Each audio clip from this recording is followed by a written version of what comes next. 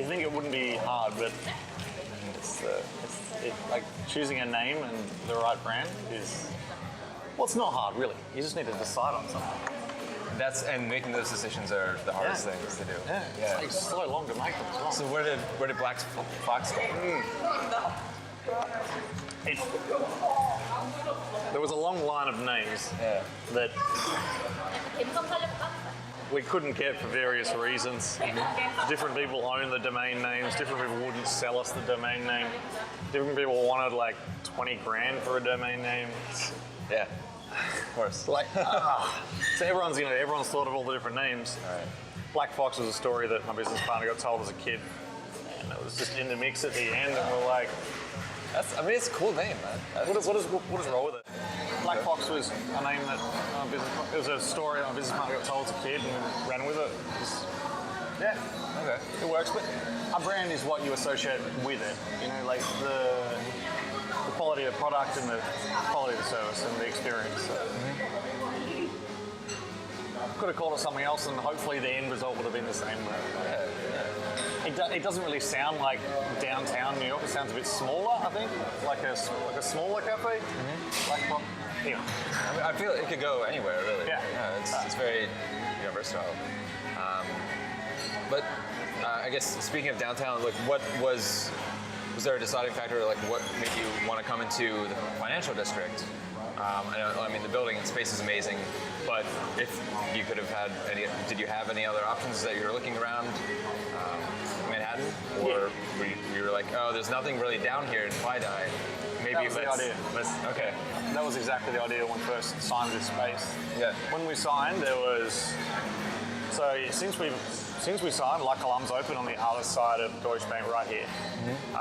There was only Bluestone Lane, that tiny one, the one on Broad Street.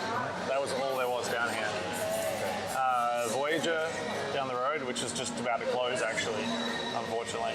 They opened before we opened. Hole in the Wall, another Australian brunch joint, is a few blocks away. There's another Australian brunch joint on the other side of Rector called Boundless Plains. Cafe Grumpy's open down here. Yes.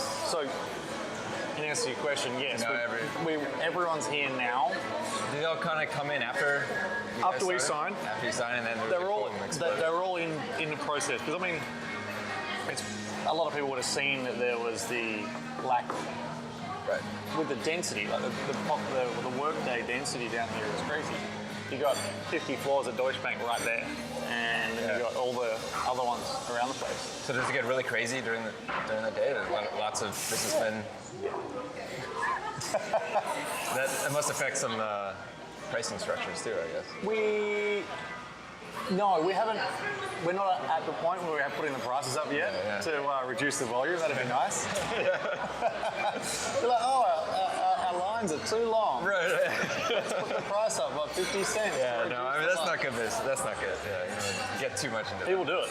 Yeah. I know Colin Harmon did it at 3 a feet, and they put the price up by 50 cents on every drink. And to reduce their lines because it was the quality was decreasing and the wait times were increasing. Interesting thought, yeah. So to level it out, he just put the price up. And it did exactly that. Okay. Well, yeah, I mean, I guess any kind of strategic decision that you can figure out to make things more efficient while also continuing to keep quality, just continuing to optimize based off of. So people are still leaving with that quality product and that quality experience. But we've looked. So there's a few areas in Manhattan that have got high population density. There's Fashion District, like south west of Times Square, so west and south.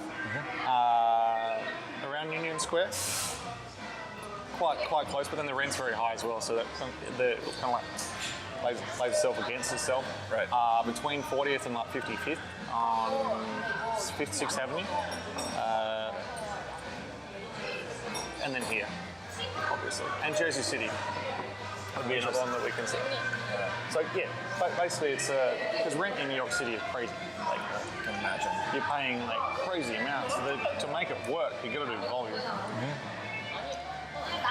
Right. I mean, we don't make much money at all, but just to get in front in New York is hard with the rent. So you have to have volume. If this is the business we've chosen to run, and we're going to do it in New York City, you've got to make it somewhere that's going to sell a lot of coffee. Yeah, of course. Yeah. And then even though there's a lot of people down here, the portion of the market, going back to what I was saying before, is still quite small that we are appealing to. Because a lot of those guys just want it's just that's all it is. Keep going. Yeah, that's all it is. And they'll spend $2 at Dunkin' Donuts and do that rather than $4 here. Like for a coffee and a donut at Dunkin', it's like $3.25 or something. Right. For a coffee and a donut. But Right. here it's $8. Yeah. For like a dude donut, like made by Wally Dufresne and coffee that we've flown over from Portland and wherever else. It's like more than double the price. So like we don't get everyone, but yeah, it's doing the quality that we're doing and where we are, it's